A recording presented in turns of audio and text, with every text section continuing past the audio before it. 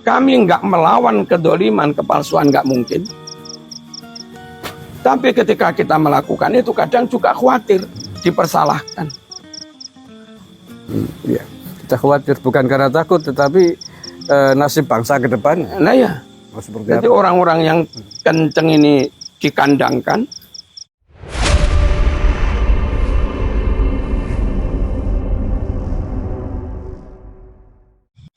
Sebaliknya sealim kayak apapun, kalau jejak perjuangannya nggak ada, atau ke-WNI-annya diragukan atau nggak ada, maka negara juga merasa nggak perlu memberi gelar pahlawan pada mereka. Benar-benar kumpulkan data sebanyak-banyaknya, baik data yang ada di Nusantara, juga data di Leiden, tentang status orang-orang atau tokoh-tokoh. Kalau misalnya ada oknum menteri melakukan hal yang menyalahi UUD 45, bahwa gelar pahlawan diberikan hanya kepada orang dengan syarat ini. Ke-WNI-annya nyata, bla bla bla. Lalu perannya dalam memperjuangkan kemerdekaan Indonesia juga sangat signifikan. Nggak mekur tokoh ecek-ecek di satu titik. Itu lakukan semacam somasi atau apa, lakukan mungkin ke KY atau mana, supaya itu nggak lanjut. Kalau memang benar-benar nggak memenuhi syarat kepahlawanan seseorang. Kalau orang diajukan jadi pahlawan hanya karena keulamaannya, abai terhadap status WNI-nya, maka nun sewu, kenapa nggak Imam Syafi'i yang diajukan jadi pahlawan? Yang nyata lebih alim. Kenapa enggak Imam Ghazali, Syekh Abdul Qadir Al-Jilani, Imam Asy'ari, Imam Bukhari? Kenapa enggak mereka yang diajukan jadi pahlawan? Kalau alasannya itu layak karena alim, karena dakwahnya. Pengikutnya banyak. Pengikutnya banyak. Lebih banyak Imam Syafi'i pengikutnya. Ya, kalau alasannya hanya karena pengikutnya banyak. Pengikutnya banyak, dia alim. Ya kan? Ya. Terus kalau dia nyuwun sewu ulama dan di Indonesia punya murid yang banyak. Syekh Nawawi Al-Bantani kurang apa? Terus Syekhona Khalil kurang apa? Syekh Mahfud At-Turmusi kurang apa?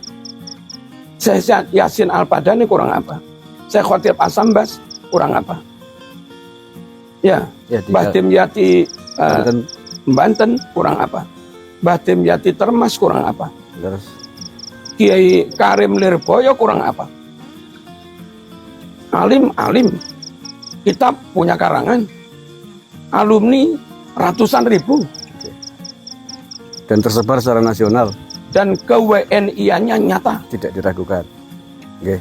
Sungguh kepahlawanan itu dianugerahkan pada orang yang komitmennya membela negara nyata. Perjuangannya juga sangat signifikan untuk kemerdekaan bangsa ini, perannya luar biasa. Plus ke-WNI-annya nggak ada subhat sama sekali, 100% top. Yang memenuhi syarat seperti itu, nggak alim bahkan nggak muslim itu loh dapat gelar. Kayak Yosudarso, kayak A.A. Maramis, kayak Ngurah Rai. Sebaliknya sealim kayak apapun, kalau jejak perjuangannya nggak ada.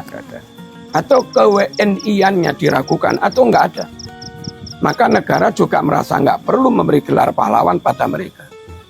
Kalau itu layak diberi gelar, sekali lagi, Mbok Imam Syafi'i dianugerahi. Ya. Karena pengaruhnya di Indonesia besar sekali kan. Wah, semua pesantren kan dari sekitar 140 juta muslim, mungkin yang Syafi'i 130 juta. Lagi. Loh, masuk perannya dianggap nggak ada. Kalau WNI tidak menjadi syarat penting kan?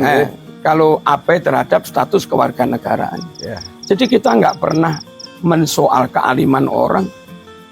Kita nggak pernah mensoal orang itu berhasil berdakwah. Bukan itu. Tapi masalahnya dan bla bla bla itu tadi status kewarganegaraan. Wong orang itu datang ke sini umur 25 tahun sudah. Masa dia nggak WNI? Malah dan hidup pada masa menjelang kemerdekaan. tidak ada catatan tentang perjuangan melawan penjajah. Nggih. Tapi kan Tirosi kulo timbang rame-rame ya mengumpulkan data siapa yang memenuhi syarat jadi pahlawan, siapa yang nggak memenuhi syarat jadi pahlawan. Teman-teman dari PWI dan yang lain-lain, mungkin NU yang lain-lain, pondok-pondok yang memenuhi syarat kumpulin diajukan ke Mensos.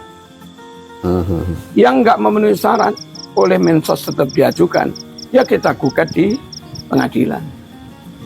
Saya kira langkah hukum itu lebih strategis. Setuju ya. Mudah-mudahan didengar oleh tim lawyer di PWI Pusat. Terakhir Kiai, terkait dengan tadi provokasi yang berbahaya memecah belah sesama anak-anak bangsa, sesama umat muslim, sesama umat NU bahkan.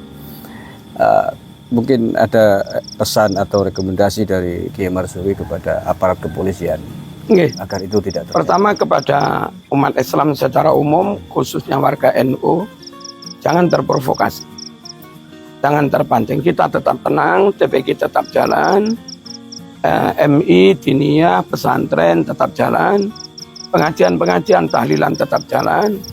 Jangan sampai situasi atau isu-isu itu mengganggu tugas ini yang sangat mulia ini. Pertama, jangan terprovokasi. Yang kedua, bersiap-siap penting. Yang ketiga, jangan rame-rame. Terus yang keempat, mohon kepada pihak pemerintah, lewat manapun sudah, lewat kedinasan atau departemen yang memang bersinggungan langsung tentang ini, termasuk yang ngurusi purbakala sadarlah bahwa menjaga keaslian situs sejarah itu super penting. Bahwa makam Majapahit itu kayak begini, bahwa candi itu kayak begini, bahwa masjid kuno zaman peralihan transisi dari Hindu ke Islam itu ciri masjid itu seperti ini, ciri makam zaman transisi itu seperti ini.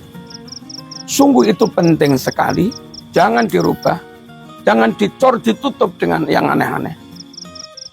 Nanti kalau ini tetap punya bukti kepurbakalaan yang asli, 1000 tahun ke depan, bangsa ini tetap punya bukti itu, maka bangsa manapun, bangsa Eropa, bangsa Cina, bangsa Yaman, yang akan klaim ini negara nenek moyang kami, ini negara kami, mereka nggak bisa klaim. Kita punya alat bukti yang masih asli.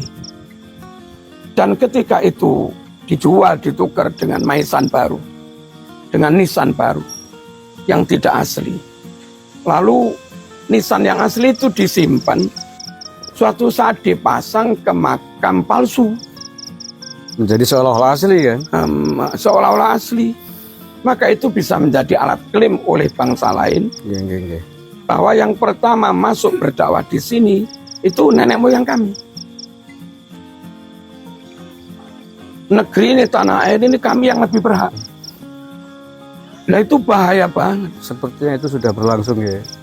Wallahualam, tapi mohon aparat mengerti itu. Panjenengan jangan hanya menikmati gaji atau jabatan. Betul. Kasihanlah kepada anak cucu yang ke depan kehilangan alat klaim itu. Fenomena nisan hilang sudah banyak ditemukan.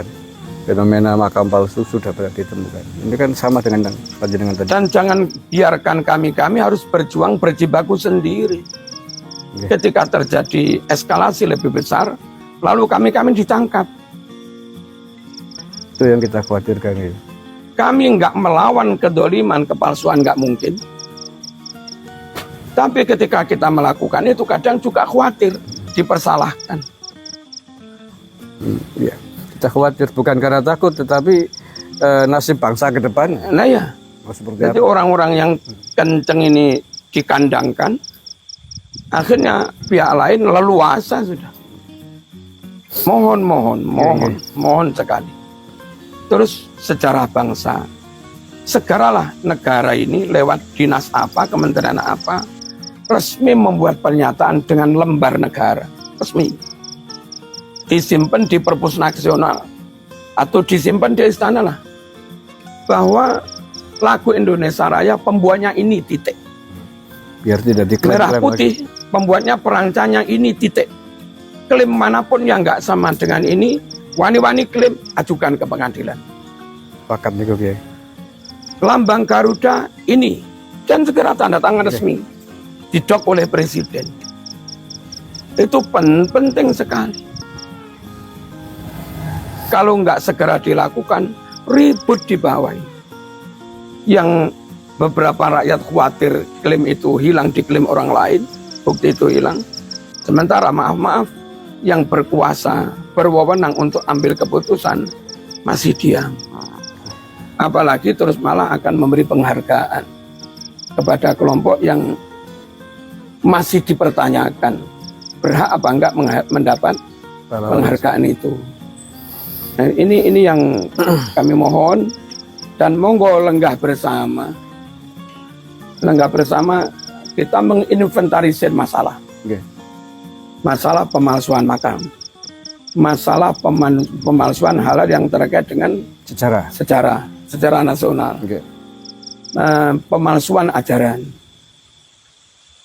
Pemalsuan usul Nabi penting ya? Iya, pemalsuan nasab. Pemalsuan nasab. Karena ada lembaganya masalahnya di sini. Lalu di situ ada intelijen, ada ahli DNA, ada pihak-pihak yang ngumpulin kitab nasab seambrek dari seluruh dunia. Ada yang pinter uji forensik untuk mengetes kertas ini asli apa enggak. Lalu itu resmi di SK oleh negara. Sehingga kesimpulan yang mereka ambil pun sah, disahkan oleh negara. Punya kekuatan hukum. Satu persatu dok selesai. Masalah kitab nasab ini kitab nasab palsu, dok selesai. Lalu ajaran begini, ini ajaran sesat, dok selesai. Yang aku tangkap kan gitu. Nah ya, yang menentang itu berarti menentang keputusan negara. Tentang hukum. Keputusan hukum. Melawan hukum. Nah begitu.